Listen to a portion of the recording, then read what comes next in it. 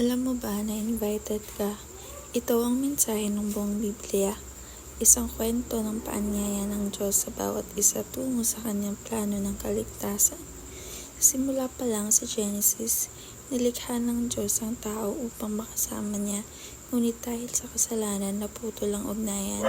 Sa kabila nito, agad siyang nagbigay ng pangako ng tagapagligtas.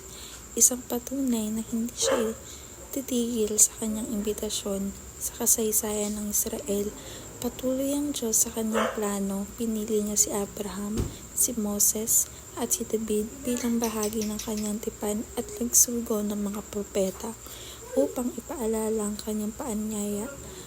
Bagamat paulit-ulit ang pagkakamali ng tao, hindi nawala ang hangarin ng Diyos na magkasama tayo. Ang buong kasaysayan ng pagtubos ay isang paanyaya. Ang Genesis 3:15 ay tinatawag na unang ebanghelyo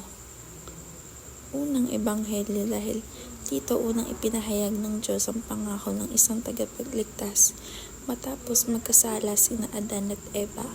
Sa talatang ito, sinabi ng Diyos sa Ahas, "Pag-aawayin ko kayo ng babae, ang iyong lahi at ang kanyang lahi, dudurugin niya ang iyong ulo at tutuklawin mo siya sa sakong."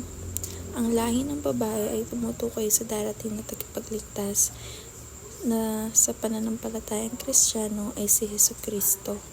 Ang pagtuklaw sa sakong ay sumisimbolo sa pagdurusa ni Kristo sa krus, ngunit ang pagdurog sa ulo ng ahas ay nagpapakita ng ganap na tagumpay niya laban kay Satanas.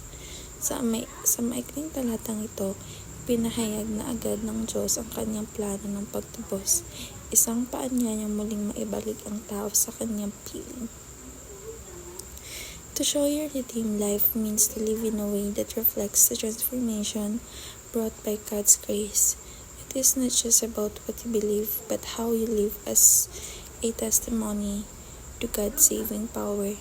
A redeemed life is marked by purpose, choosing to live not for yourself but for Christ who saved you.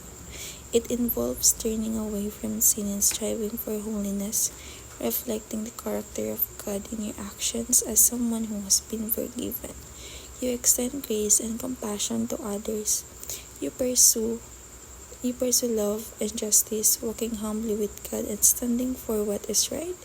Most importantly, you let your light shine so that others may see your good works and be pointed to God.